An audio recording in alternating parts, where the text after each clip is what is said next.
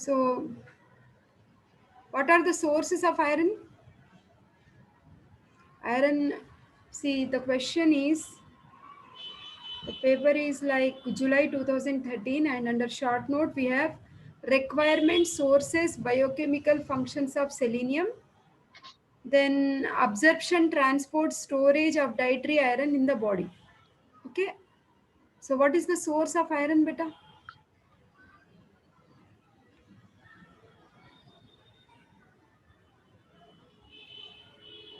The source of iron is basically non-vegetarian food. Egg yolk is rich source, isn't it? Organ meat, liver, heart, kidney. Okay.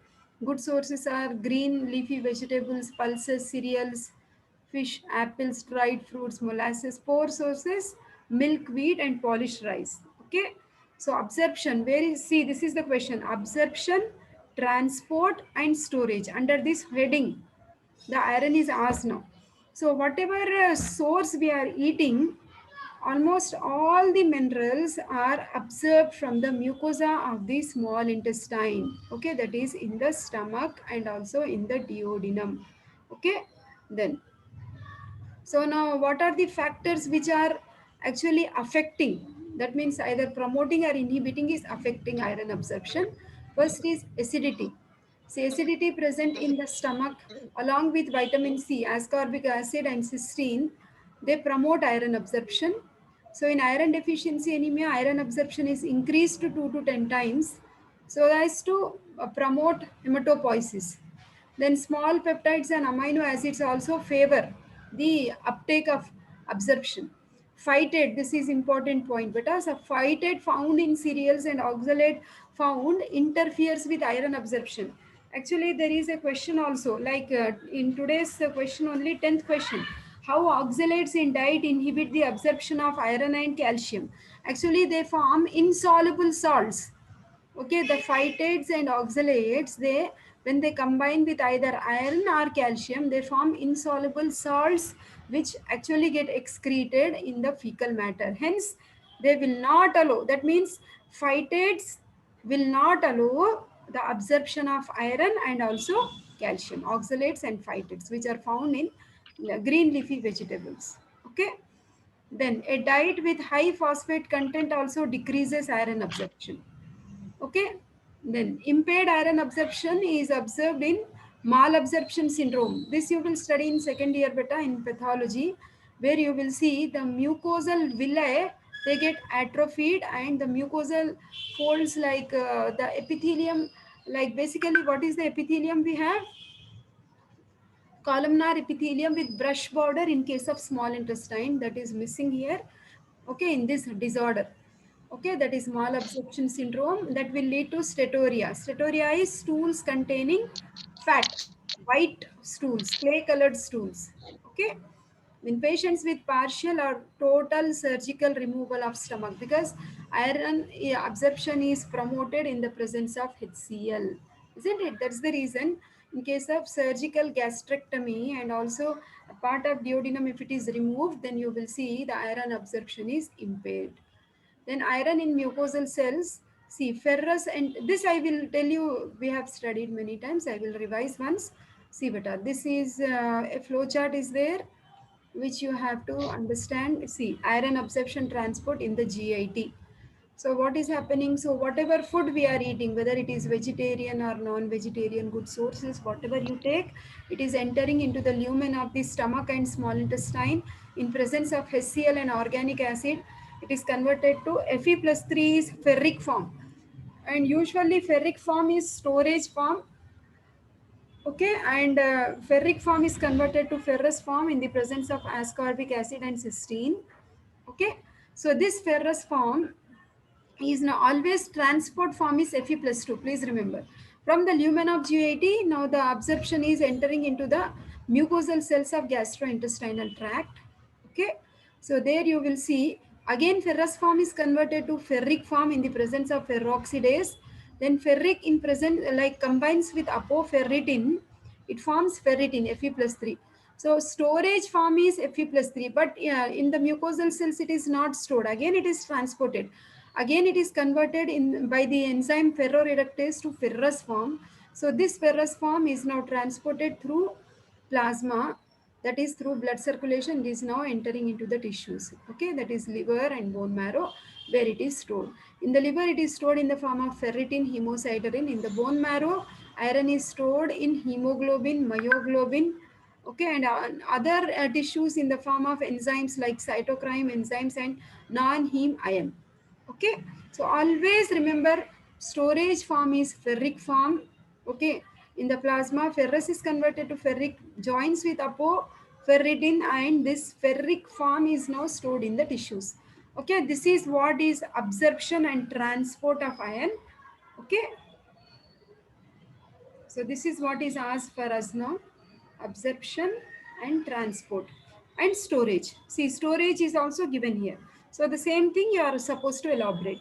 The other question we have from mineral metabolism, three questions have come better. See, first is iron, second is selenium, and the last is how oxalate in diet is inhibiting absorption of iron and calcium. That means from mineral metabolism, three questions were asked in this July 2013 paper. Now let us come to selenium.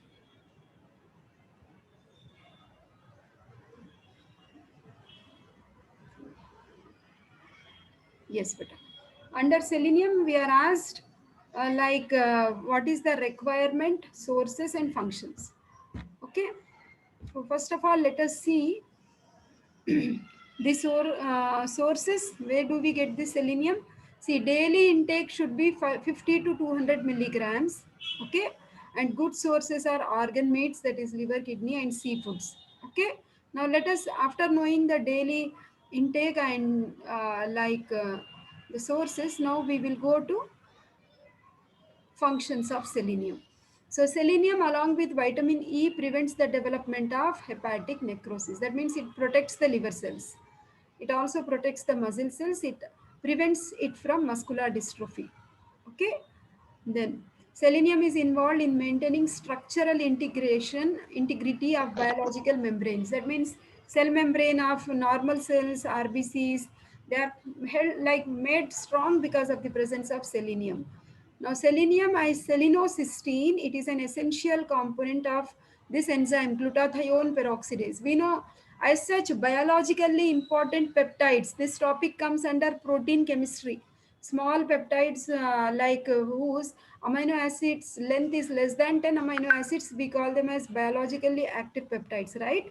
So glutathione peroxidase is actually containing selenium as its component in its structure. Hence, it is involved in process of antioxidation, like peroxidation. All the harmful things which occur to the cells are prevented because of the presence of this glutathione. It protects the cells against damage caused by hydrogen peroxide. Okay. Then selenium prevents lipid peroxidation also, and it protects the cells against free radicals like H2O2, O2 minus. All these are free radicals. Again, this free radical injury, you have a separate big chapter in pathology. There you will understand more clearly free radical injury and how these antioxidants will come into picture to neutralize these free radicals like H2O2, O2 minus and all. Okay, then selenium protects animals from carcinogenic chemicals. Okay, carcinogenic or cancer causing chemicals. Okay, then how is it is doing is not still clear. Then it binds with certain heavy metals like cadmium and protects the body from their toxic effects. So selenium containing enzyme 5-deiodinase converts T4 to T3 in thyroid gland. Okay, then thioredoxin reductase is involved in purine nucleotide metabolism. Okay, so that is all about the question what is asked now. Okay, you can add deficiency also. It leads basically for the normal functioning of liver and muscle we require this. Suppose if it is not there, then it is leading to muscular dystrophy and other things you can just read. Okay, then mm, hormones. From hormones we got androgens better. Biosynthesis, physiological and biochemical functions. From where do we get androgens? Androgen source. The source of androgens is From the adrenal cortex we have, and also from testis we have. In the adrenal cortex, if you remember, we have three zones: GFR, zona glomerulosa, fasciculata, and reticularis. So from the reticularis zone, you will see the adrenal cortex is releasing androgens. Testis also will release androgens. And the major function of androgens is the production of secondary sexual characters.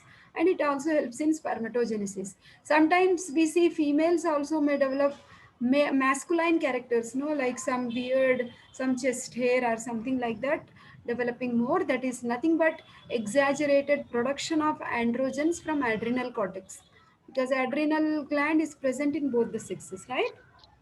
That is. Let me go. Mm, adrenal hormones. These are thyroid.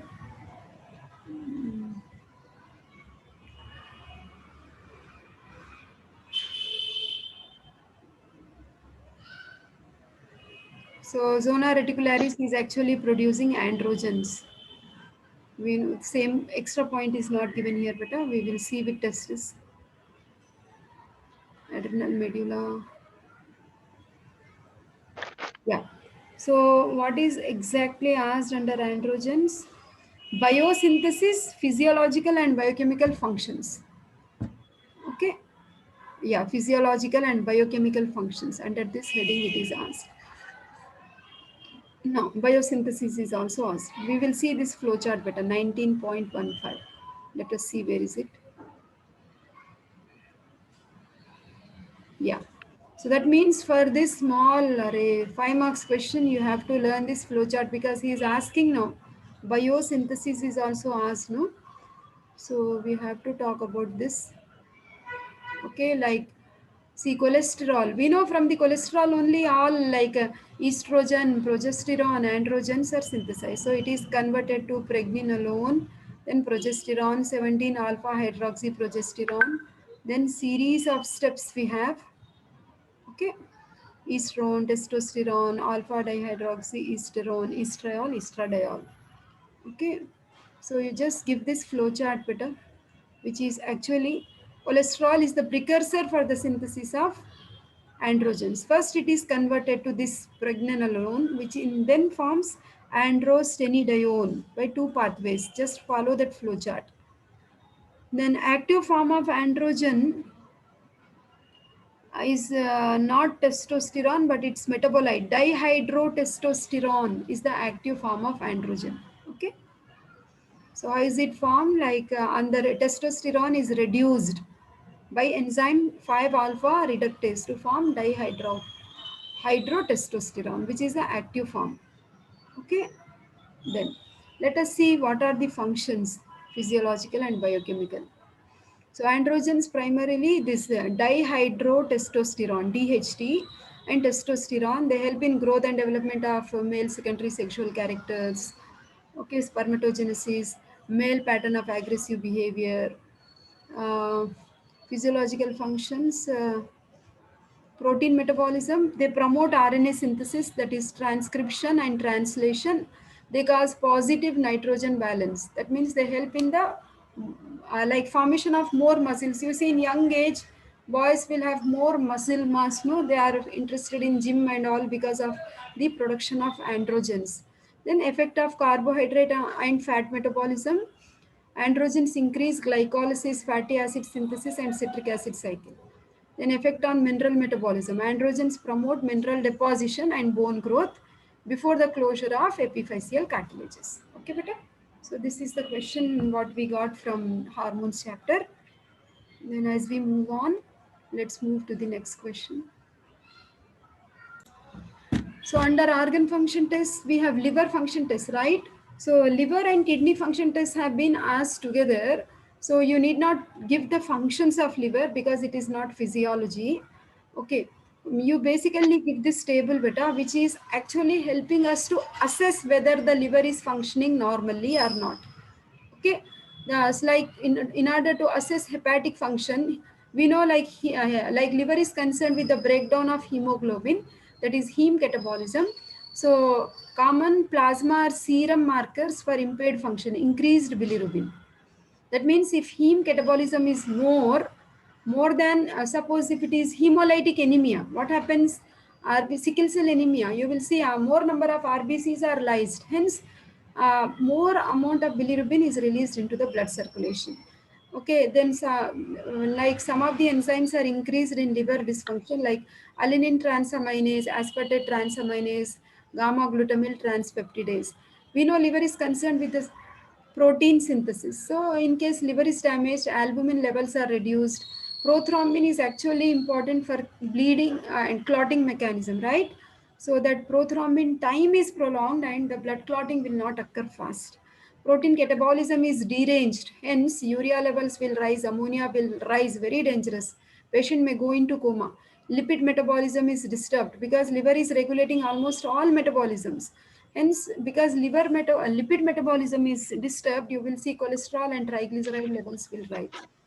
We know from detoxification chapter, like liver is the place where the drugs are detoxified. Suppose if liver is damaged, you see half life of drug. Suppose a paracetamol half life, suppose if it is for 2 hours and 3 hours, the half life of the drug will increase. That means it will remain in circulation for a longer time, which is harmful to the body.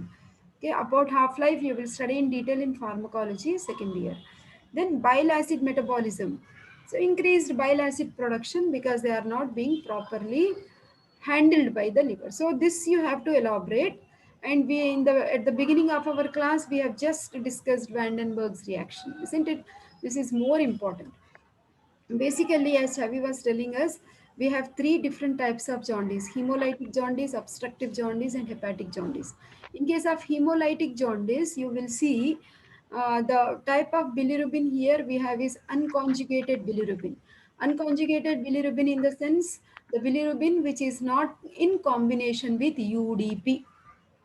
Okay, so that is unconjugated bilirubin. So suppose if you take patient serum and then add Vandenberg's reagent, you will not get any purple color because unconjugated bilirubin is water insoluble, as Chavi was telling. Okay, but if you add methanol, that is alcohol, then the unconjugated bilirubin dissolves. Hence, if you add Vandenberg's reagent, then you will see purple color is seen. That is indirect positive. Okay, obstructive jaundice, already we have conjugated bilirubin, UDP, glucuronide. Okay, bilirubin in combination with UDP. Hence, if you add the Vandenberg's reagent, immediately we will get purple color. We have hepatic obstructive jaundice, we generally see where in case of extrahepatic biliary apparatus obstructions, it may be gallstones or it may be gallstones or it may be cancer of the extrahepatic biliary apparatus. In hepatic jaundice, in the sense here liver is not functioning properly. So you have two types of bilirubins, both conjugated is there, unconjugated is there. So initially, if you add Vandenberg's reagent, it will be light purple in color. But if you add alcohol and then if you check the color intensifies, it darkens. So that shows biphasic. You just read once, you will understand. Okay, that is about Vandenberg's. We can also check the levels of bilirubin in urine. Okay, so this test is bromosulfathiline test. It is a dye which is used to assess excretory function in the liver, which actually this is a non-toxic compound. So we can administer it intravenously and we can check its serum concentration at 45 minutes and 2 hours. Okay, so that is serum enzyme levels also we can check. Then even this table what we have discussed with the Vandenberg's reaction, you can just give the details of this also with it. Actually tables like this only will give you more marks. Okay, this is not okay.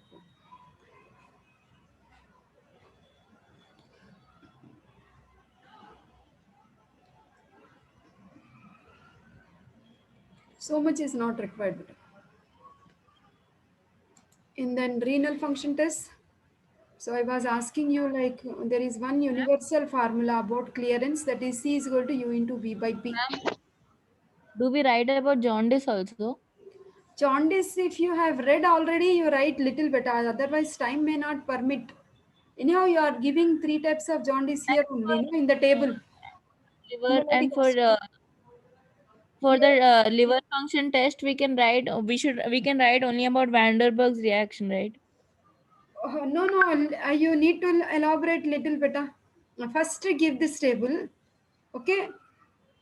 Okay. Then write little about bilirubin. What should be the normal range? You can talk about icterus index. That means how much levels, if they are increased, then you call it as jaundice. Then elaborate this. Okay, if possible, this Brom sulfating test. Then give this table enough. Okay, ma'am. Okay. Then renal function test. This one. So in renal function test, these are all like physiology what we study has been given, which is not actually important here. So for clearance, you first give the definition. What is clearance? So volume of plasma that would be completely cleared of a substance per minute. Substance can be creatinine, it can be urea, it can be uric acid, it can be inulin. Okay, clearance of a substance refers to millimeters of plasma which contains the amount of substance excreted by kidney per minute. So here you have this formula, C is equal to U into V by P. Okay, beta. So you just have to substitute this, and different types are there. You have to remember the normal range and under which diseases the range is disturbed. Okay, because it has come for essay, at least 2 to 3 clearance tests you have to give. Urine examination also you have to write better how normal urine looks. This urine examination will be much more detailed discussion will be there in your practical record book. Very interesting also. Normal color of urine, how it will be. Okay. And in case of certain disorders, like you will see hematuria, that means blood may be there. So, and you will see in hookworm type of infestations, you will see cystosoma hematobium. Then urine may also contain pus if there is any infection. Okay, UTIs, urinary tract infections like gonorrhea is there, Neisseria gonorrhoeae, Trichomonas vaginalis. Then we have also like in case of tuberculosis, you will see cobweb appearance, like that. You see, once you just check your record better for urine examination. If you check urine, like if you just do the centrifuge and just collect the sediment down in the urine sample, and if you look under the microscope, you will see different casts under the microscope. That also will help us to identify what is the underlying disease. Okay. Mm. That is all about function test.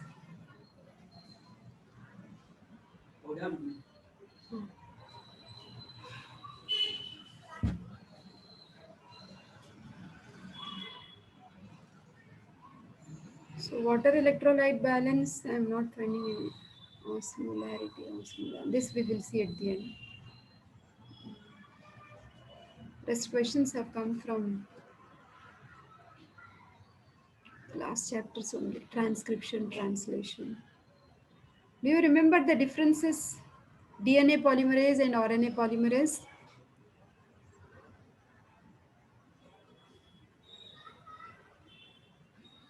Chavi, Ritika. There is a question for 5 marks like what is the difference between DNA polymerase and RNA polymerase. So I will just tell you the points related to DNA polymerase here. Then when we move to transcription immediately now, then we will discuss about RNA polymerases. So obviously DNA polymerases are the enzymes which help in the process of replication. What is replication? That means from the parent DNA you are finding two daughter DNAs are formed. For example, you can see here, these are the two strands you have here. One is 3 prime 5 prime, the other is 5 prime 3 prime direction. One in green color, the other is in blue color. So you are finding, see, one is green, the other is blue. That means one is parent strand, and the pink strand which is formed is nothing but the daughter strand which has been produced by the base pairing. That means in the parent strand you have a particular sequence of genetic code. Okay, that is the, you have adenine, all these nitrogen bases, adenine, guanine, thymine, cytosine. Based on that, we know A will join with T, AT, and G will join with C. So that is the base pairing. And for this, that means from the parent strand to separate and for the daughter strands to form, and for the base pairing to occur and to form, from the parent DNA, two daughter DNAs are formed, for which we require the enzymes, the DNA polymerases. Okay, so we have different types of DNA polymerases like alpha, beta, gamma, delta, epsilon. Okay, alpha is responsible for the synthesis of RNA primer. Okay, RNA primer is nothing but like small strands which will contain a piece of DNA which is actually coming and attaching to the parent strand. Okay, which has the particular base pairing. So like that we have beta involved in the repair of DNA. Gamma, it is participating in the replication of mitochondrial DNA. Then this delta is responsible for the replication on the leading strand of DNA. Proofreading activity it does. In epsilon, it is involved in the DNA synthesis on lagging strand and proofreading function. Okay, so that is one. This anyhow we have discussed as essay question also. When it comes again, we will discuss it as an essay. Then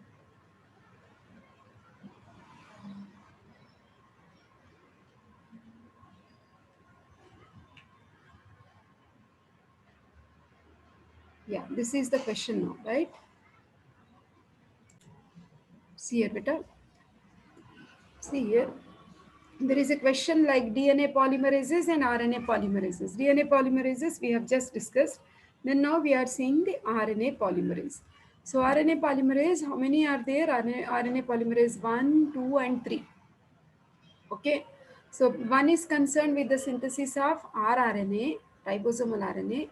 Two is concerned with the synthesis of mRNA, and three is concerned with the synthesis of tRNA. That means DNA polymerases are concerned with the process of replication, whereas RNA polymerases are concerned with the mechanism of transcription.